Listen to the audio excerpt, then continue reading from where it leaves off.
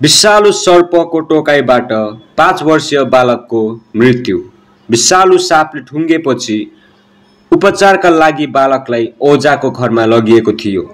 घटना मुर्शिदाबाद जिल्लाको सालाड थानाको बबला गाउँको हो। त्यहाँबाट उनलाई प्राथमिक स्वास्थ्य केन्द्र लगियो।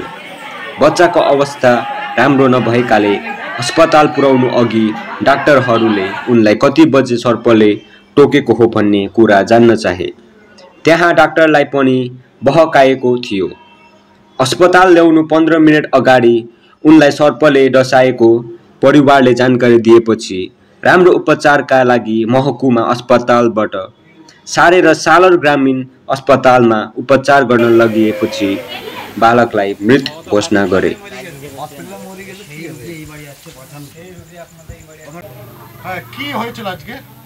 আজকে তো সন্ধ্যা 5:30টার সময় ছেলেকে ডাকা হয়েছিল। এখানে কলতলা ধারে ওর আব্বা মুখ হাত ধুছিল, সাপ গালা থেকে বের হয়ে ছেলেটাকে কামড়ে আবার ঢুকে যায়। তো আমরা 5 মিনিটের ভিতরে ছেলে সাপটাকে কী সাপে কামড়ালো এটা দেখতে দেখতে দেখছি ছেলে ঘায়েল হয়ে যায়। সেই ছেলেকে আমরা হসপিটালে নিয়ে যেতে হসপিটালেই ওখানে ডাক্তাররা দেখে স্যালাইন দেয়। তো জিজ্ঞেস করি ডাক্তারকে যে ডাক্তারবাবু কি বেঁচে আছেন? ডাক্তার বললেন না, মনে হয় বেঁচে নেই, তা তোমরা বড় জায়গায় নিয়ে যাও। তার রাস্তায় নিজে নিজে ছেলে মারা যায়। আমরা যাচ্ছিলাম কান্দি হসপিটাল, তো যা রাস্তাতে মারা গেছে ছেলে।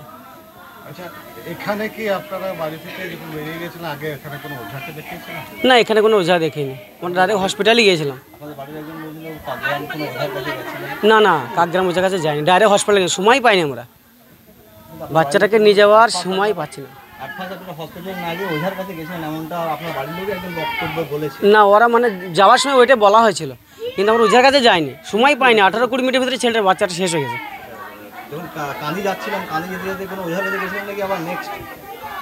না না, কান্দি যাচ্ছিলাম, বাচ্চা মরে গেল বলে আমরা ঘুরে নিয়ে চলে এলাম। ডাক্তার মানে এখানে বলেছিল, বলেছিলাম যাবো।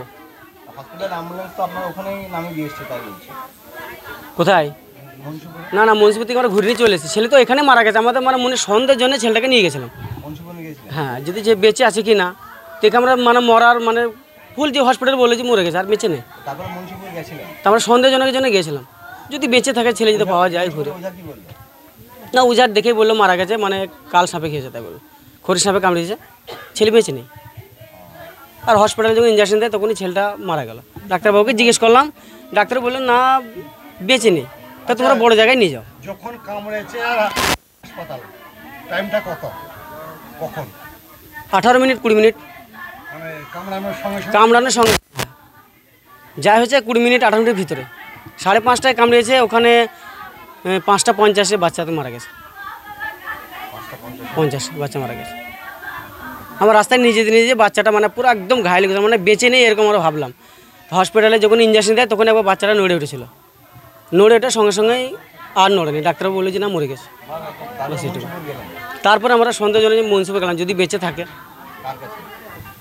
ওখানে একটা রোজা আছে আমরা জানি, শুনেছিলাম সেই জন্য।